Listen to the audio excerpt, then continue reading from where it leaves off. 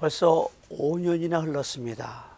2010년 8월 5일 칠레의 산호세 구리광산에서 붕괴 사고가 일어났습니다. 지하 700m 지점에 광부 33사람이 갇혔습니다.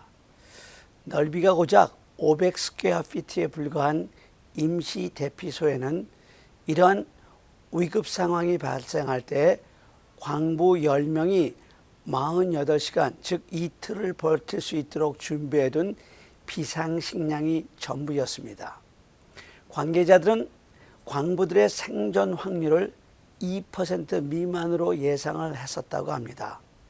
그런데 그들은 기적적으로 69일 만인 10월 3일 전원이 구출되었고 전 세계가 가슴 저린 휴먼 드라마에서 전 세계 사람들이 환호를 했었습니다.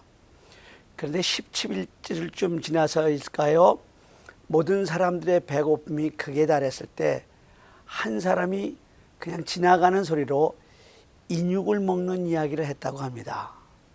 그런데 모든 사람들이 자기 마음에도 그 생각이 있었음에 깜짝 놀랐습니다. 여러분, 이게 인간 마음 속에 있는 악마입니다.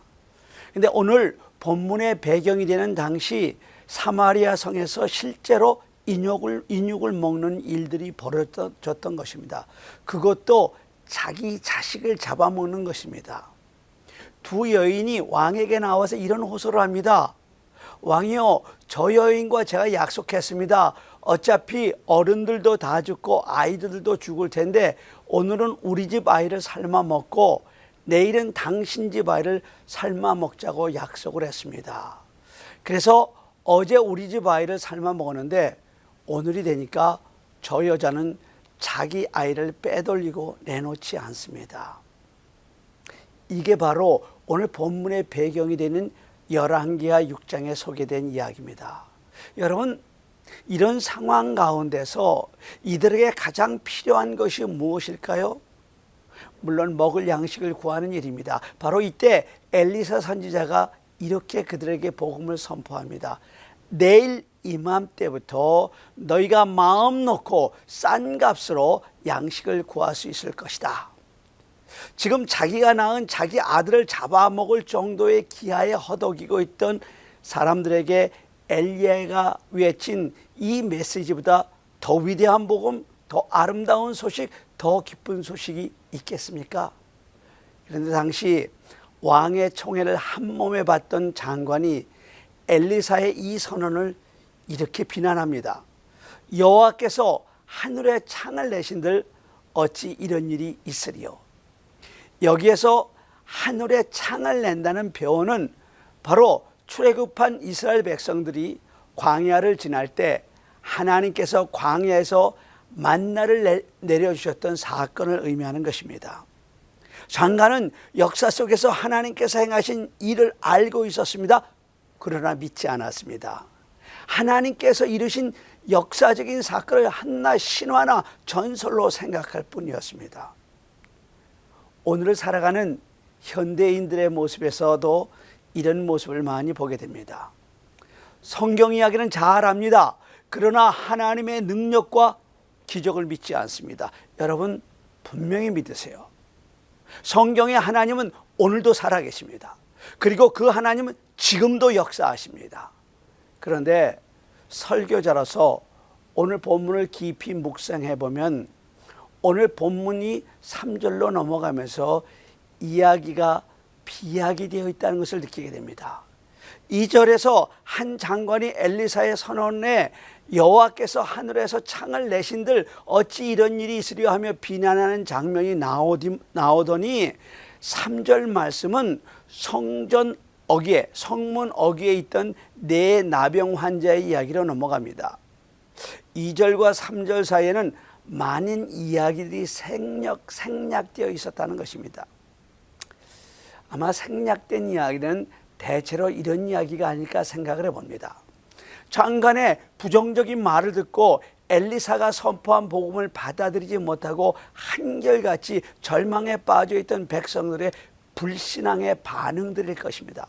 왜냐하면 이런 것들은 하나님의 귀한 책에 기록할 가치도 없기 때문에 기록되지 않은 것입니다. 그런데 여러분, 이것 보세요. 이 악한 장관의 한 사람의 부정적인 말이 얼마나 공동체에 치명적인 악영향을 미치는가. 우리 주변에도요, 우리는 안 돼, 우리는 과거에도 못했고 이번에도 안 돼 하는 불신앙의 입술과 불신앙적인 생각으로 또 이번에는 무언가 해보려고 했던 사람들까지 용기를 잃게 만들고 힘이 빠지게 하고 소망을 잃게 하고 시험에 빠지게 하는 사람이 있다는 것입니다. 그런 불신앙의 입술과 부정적인 생각을 향해 하나님께서는 엘리야를 통해서 이렇게 저주하십니다. 그것을 네 눈으로 보리라. 그러나 너는 그것을 먹지 못하리라. 그런데 정말 이 장관의 마지막을 17절에서 이렇게 기록하고 있습니다. 백성이 성문에서 그를 밟음에 하나님의 사람의 말대로 죽었으니. 여러분, 이처럼 복음을 비웃는 자를 하나님은 심판하십니다. 여러분, 복음을 비웃지 마십시오. 복음의 능력을 가볍게 여기지 마십시오. 혹 우리 가운데는 사마리아 성에 망해버린 장관처럼 하나님의 능력을 믿지 못하고 함부로 떠들다가 망하는 사람이 한 사람도 없기를 간절히 바랍니다. 당신이 함부로 내뱉은 안 된다, 우리는 할 수 없다는 그 부정적인 언어로 당신 혼자 패망하는 것이 아니라 그 부정적인 생각은 연병처럼 오염되고 가족을 죽이고 공동체를 죽이고 사회와 국가를 병들게 만든다는 것입니다. 이처럼 복음을 들은 성 안의 사람들이 믿지 않고 오히려 부정적인 생각으로 이제 우리는 다 죽게 되었다고 한탄하고 있을 때 오히려 성문 밖에 버려졌던 사람들인 나방 환자들은 죽으면 죽으리라는 결단으로 살 길을 찾아 아람군 진영으로 발걸음을 옮기기 시작했습니다. 그런데 이게 웬일입니까? 아람 진영에 당도해 보니 군인은 아무도 없었고 수많은 양식이 산더미처럼 쌓여 있었습니다. 이는 주께서 아람 군대로 병거 소리와 말소리와 큰 군대 소리를 듣게 하셔서 아람 사람이 서로 말하기를 이스라엘 왕이 우리를 치려하여 햇사람의 왕들과 애굽 왕들에게 값을 주고 그들을 우리에게 오게 하였다 하고 해질 무렵에 일어나서 도망을 하면서 그 장막과 말과 나귀를 버리고 진영을 그대로 두고 목숨을 위하여 도망하였기 때문입니다. 여러분, 이게 하나님의 능력입니다. 그야말로 이게 웬 떡입니까? 너무 오랫동안 금주려 왔던 나병 환자들인데 그래서 그들은 장막에 들어가서 먹고 마시고 거기서 은과 금과 의복을 가지고 가서 감추고 다시 와서 다른 장막에 가서도 거기 가서도 감추었습니다. 이제 그들은 큰 부자가 되었고 잘 먹고 잘 살게 되었습니다. 세상 사람들은 흔히 이것을 복음이요 축복이라고 착각들을 합니다. 세상 사람들은 이것을 자기들의 인생의 결론이라고 자랑을 합니다. 다른 사람들, 자기 부모, 자기 형제 자매는 지금 지척에 있는 성 안에서 굶어 죽어가고 있는데 자기들만 잘 먹고 잘 산다고. 여러분, 이게 복음입니까? 이게 축복이라고 한다면 이건 그야말로 개, 돼지보다도 못한 것 아닙니까? 그러나 내병의 나병 환자들은 그렇지 않았습니다. 그들은 한참이나 먹고 마시고 감추다가 불현듯 하나의 생각이 그들의 폐부를 찔렀습니다. 우리들은 이렇게 먹고 마시고 즐기는 동안 저 성 안에 있는 수많은 내 동족들이 지금도 굶어 죽어가고 있겠구나. 성 안에는 내가 사랑하는 내 부모님이 계시지 않은가? 내 형제, 내 자매가 있지 않은가? 내 이웃이 있지 않은가? 하는 놀라운 각성을 했다는 것입니다. 그래서 그들은 소위로 이렇게 말합니다. 오늘은 아름다운 소식이 있는 날이거늘 우리가 침묵하고 있도다. 만일 밝은 아침까지 기다리면 벌이 우리에게 미칠지니 이제 떠나 왕궁에 가서 알리자. 그래서 그들이 이렇게 결단합니다. 일어나자. 저 성중에 가서 아름다운 소식을 전하자. 여러분, 이 각성이야말로 지금 이 시간 우리에게 필요한 대호각성입니다. 하나님께서 우리를 선택하신 것은 이 세상에서 잘 먹고 잘 살고 무엇이든 잘 누리게 하기 위해서가 아닙니다. 그러다 죽어 천당 가는 것이 우리들의 인생 이야기여야 하겠습니까? 이제 우리는 침묵의 죄에서 벗어나 복음을 외쳐야 합니다. 무관심과 이기주의와 안일주의의 죄악에서 벗어나야 합니다. 이 시간 각자 자신에게 한번 물어보십시오. 과연 나는 잠잠해도 좋은 사람인가?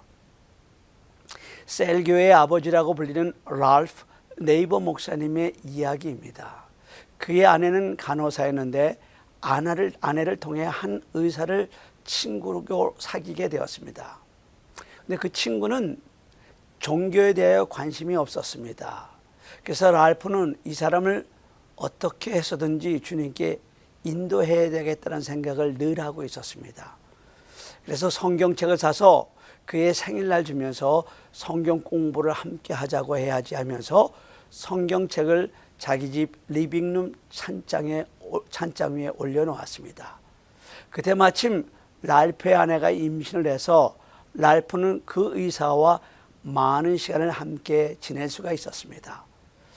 하루는 텔레비전을 통해서 야구 경기를 보고 있는데 성령께서 랄프의 마음에 영생에 대하여 이야기하라고 자꾸만 감동을 주시는 겁니다.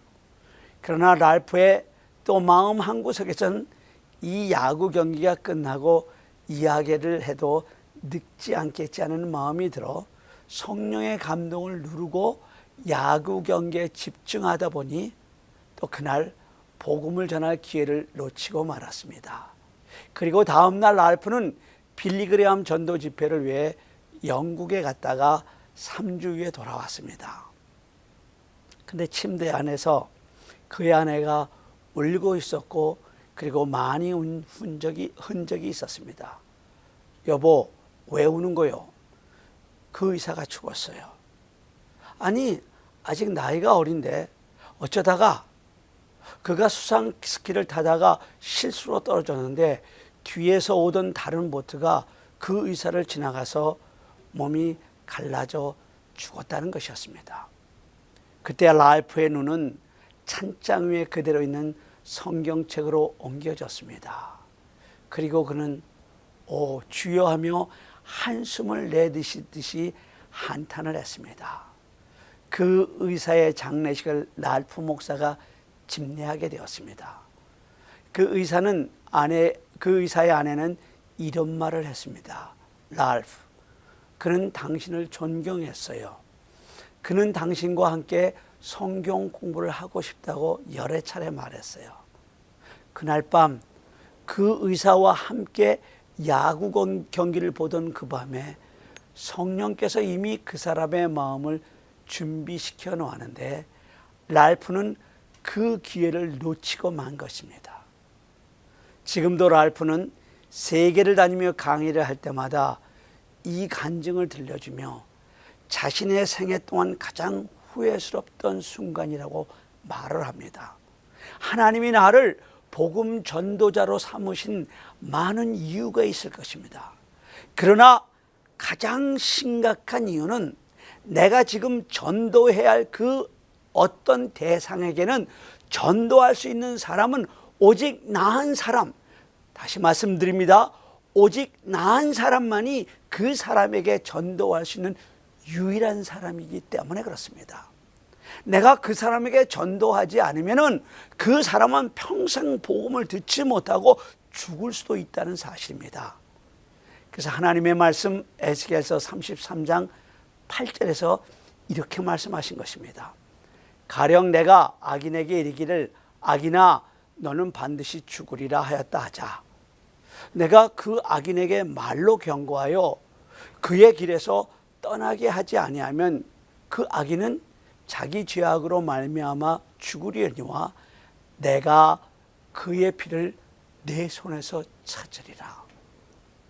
그의 피를 내 손에서 찾으리라. 여러분, 이 얼마나 무서운 경고입니까?